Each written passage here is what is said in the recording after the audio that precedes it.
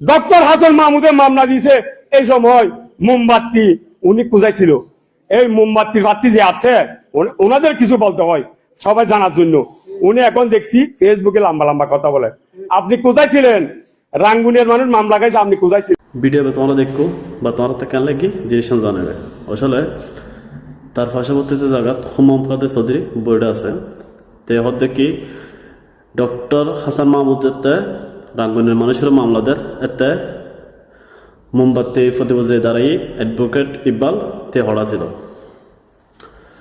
তো তার হইলাম সাইতে অ্যাডভোকেট ইকবাল হড়া ছিল তুই না জানো নাকি তুই গৌরব হওয়া মানে আত স্পিকার কো ভাইও মুখতে জিল্লাইল হয়ে গেল দে জিনিস হইবার আগে চিন্তা ভাবনা করিবে এনে মোমবাতি প্রদীপ তে হড়া ছিল। মোমবাতি হড়াতে মোমবাতি দোয়াত আছে বা মোমবাতি প্রদীপ লে যেতেই তে হড়া ছিল ইয়ন করতে আরো ঠিক আছে না। আর বিএনপির যত কর্মীকে আছেন বা তোমার প্রতি বিনীতভাবে একটা অনুরোধ বা তোমার হাতে একটা রিকোয়েস্ট আসলে কর্মিক বাইলে মানুষ দিন আছে ইনুরো চাহ পানি খাবাই ঘরত ফাড়াই দিবে ইনুরো জনসভাত মলাহিবে ইনো হারানো দল বন্যায় যাইব বুঝছো না।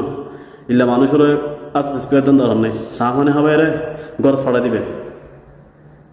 তুই হইতে দেখো বা সম্মানিত রাঙ্গুনিয়াবাসী সালাম আলাইকুম।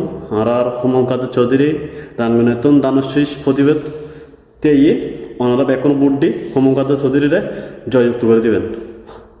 হত হবে নিল রে অ্যাডভোকেট ইকবাল হড়া ছিল তোতে গেল লাদ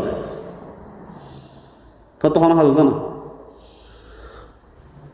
তবে তোমার মতো মাইশুল্লাই দলের বন নাই ঠিক আছে না। বেকুম বালা দেখুন।